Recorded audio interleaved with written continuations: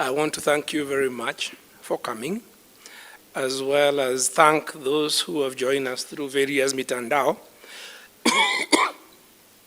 as we embark on this journey that truly we should not be embarking on.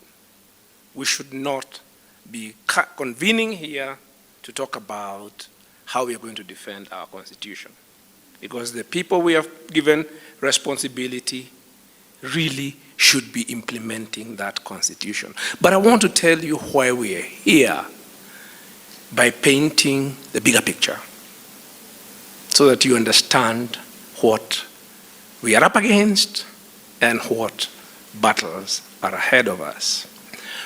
About 5 years ago, a political scientist, Professor Larry Diamond, coined a term. He said the world was going into a democratic recession. As you know, an economic recession is when the economy goes down and you have a recession and hopefully you have an upturn like we are now.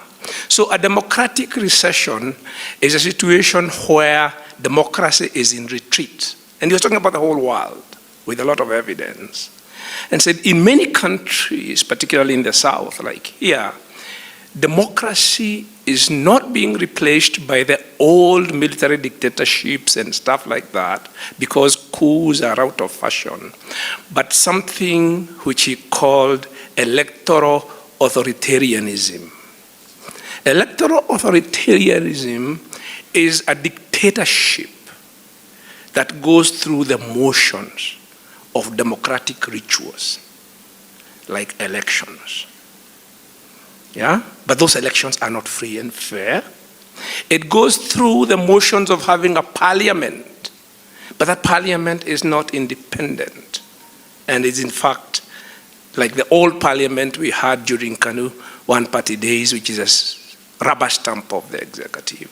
It pretends to have an independent judiciary, but it isn't. Yeah? Because the judges are intimidated or judicial processes are interfered with, as we can see today. Now, if you look around this region, what do you see? Yeah? We've just had an election in Uganda. I don't need to talk about it. When Museveni came into power more than 30 years ago, he would upbraid and berate all these African leaders who stayed in power forever. He has stayed in power longer than them. When Magufuli was elected in Tanzania, there was a hashtag going around as a new broom and asking, what would Magufuli do? Magufuli is now the most terrifying dictator in East Africa. When Abiy replaced his predecessor as the Prime Minister of Ethiopia, he was seen as a breath of fresh air. He even was awarded a Nobel Prize. And now, in Ethiopia, the world is talking about a genocide. How much later? Okay? But we here in Kenya have an incurable disease called exceptionalism. We think we are different. We think it's not happening here. Yeah? When Jomo Kenyatta became the Premier of Kenya in 1963, he was a national hero. He was called the father of the nation. Jaramogi said, Uhuru na Kenyatta. Within a decade, Kenyatta was more feared than any colonial governor, and he was wealthier than any settler. And that's how, 15 years later, he was the most of you here are young. Those of us who are a bit older remember by the time Jomo was dying, his name was mentioned in whispers. You could not shout his name. Yeah? When Moi took over, there was a breath of fresh air in this country. We said he was humble. Yeah? He was going to to fight Kenyatta's corruption.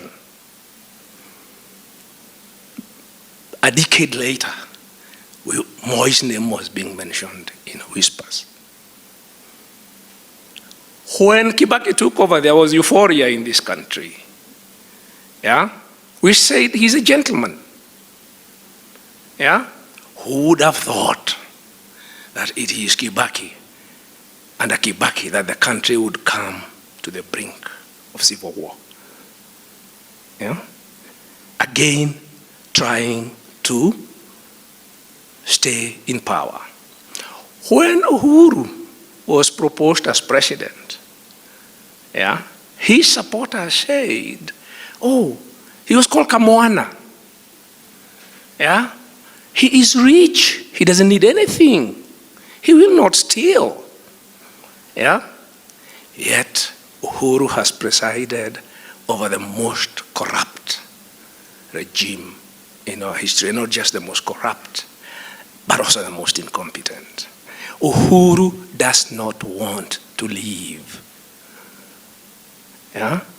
Uhuru does not want to leave power. Anybody who has used power and abused it and enriched himself and those close to him the way Uhuru has, never wants to leave power. Uhuru's preoccupation now is how to stay in power. Yeah? And if you see, we started with a handshake and a BBI, which was being framed as a Trojan horse or a thing which is being driven by Raila Odinga to get to power. And where are we now? Who owns BBI? Who is pushing BBI?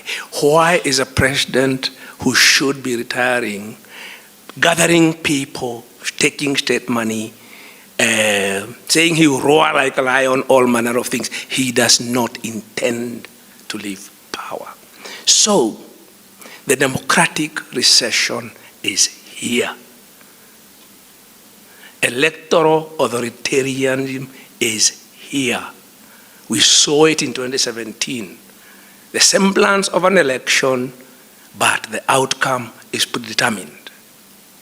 There is no reason for us to suppose that the election that Uhuru Kenyatta has in mind is any different in 2022 than the one we had in 2017. And all these processes, all this melodrama, the hidden agenda is to control the state, to privatize the state. We can see the assault on the judiciary. We saw parliament being taken over. People, we are not exceptional. Yeah? Our constitution is being dismantled as we watch. Parliament's independence has been dismantled as we watch. There is an assault on the judiciary as we watch.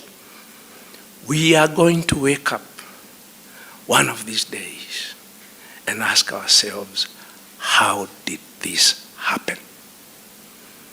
It happened because we look at these individuals, yeah, and we think if they are from our community, we find a way of justifying that they are one of us. We find all manner of things. We allow ethnic sort of narratives. We are bought with money. Yeah? That is how it happens everywhere. That's the way it happened in Uganda.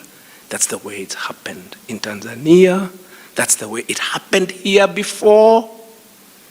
And that's how it's happening now. We are going to wake up and find ourselves back in the dictatorship that we had before 1992. That's where these people are taking us. So that's the bad news. But the good news is, the reason why we still think that we are an exception is because the one thing we have been able to do perhaps better than our neighbors and other people in this region is to mobilize and use the power of the people.